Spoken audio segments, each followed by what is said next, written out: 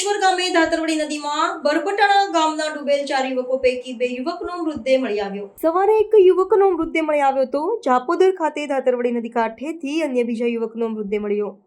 હિંમતભાઈ ઉર્ફે પિન્ટુ બાજાભાઈ વાઘેલા નામના યુવકનો મૃતદેહ મળી આવ્યો। ગઈકાલે ધારેશ્વર ગામે ધાતરવડી નદીમાં નાહવા પડેલા 4 યુવકો ડૂબ્યા। 3 સગા ભાઈઓ અને બનેવી નદીના પ્રવાહમાં ડૂબ્યા। આ ઘટનાને પગલે રાજુલા પીઆઈ એડી ચાવડા સહિત પોલીસ સ્ટાફ અને મામલતદાર રેસ્ક્યુ ટીમ હાજર રહી અને 2 યુવકોની નદીમાં શોધખોળ કરવામાં આવી રહી છે।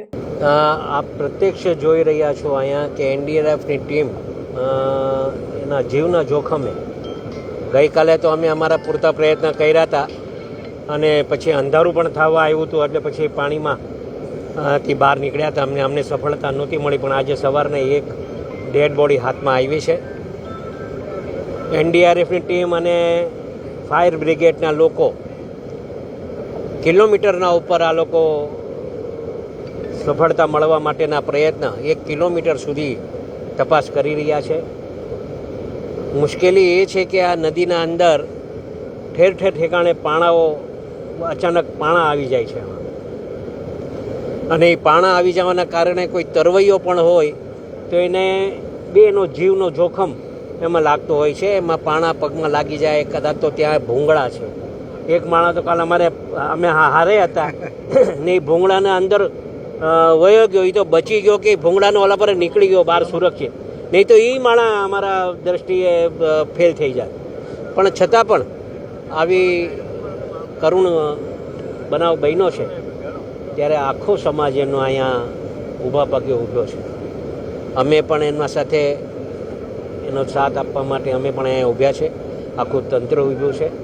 એક ડેડ બોડી મળી ગઈ છે, બીજી 3 હજુ બાકી છે, એની શોધખોળ બાકી છે, પણ આશા છે કે વહેલામાં વહેલી તકે મળી જાય। મુશ્કેલી એવી છે કે જ્યારે આવો ક્યારેક બનાવ બનતો હોય તો એને 48 કલાકના ઉપર થાય ત્યારે ડેડ બોડી ઉપર આવે, ત્યાં સુધી લગભગ ઉપર આવે નહીં। અને જે રીતે કાલે જે આ બનાવ બન્યો છે, એક પડી ગયો અને બીજો એને બચાવવા ગયો, ત્રીજો બચાવવા ગયો, ચોથો બચાવવા ગયો, અને એના કારણે આ 4 જણ, એક 3 સગા ભાઈ ને એનો બનેવી, આમ 3 જણ અને 4 જણા અને આ શોધખોળ ચાલુ છે। ત્યારે હું સરકારશ્રીનો અને એનડીઆરએફનો અને ફાયર બ્રિગેડનો આભાર માનું છું, અને આ ગામના લોકોએ પણ, આ ગામના આગેવાનો, આ ગામના વડીલો, યુવાનો, 18 વર્ષના લોકો ને એક શોકનો માહોલ અહીંયા થઈ ગયો છે। કાલથી જ જ્યારથી આ બનાવ બન્યો છે ત્યારે આખા ગામના લોકો અહીંયા ઊભા પગે ઊભા રહ્યા છે। આખી ટીમ અહીંયા છે, પ્રયત્ન કરીએ છીએ અમે તાત્કાલિક આની સફળતા અમને મળે।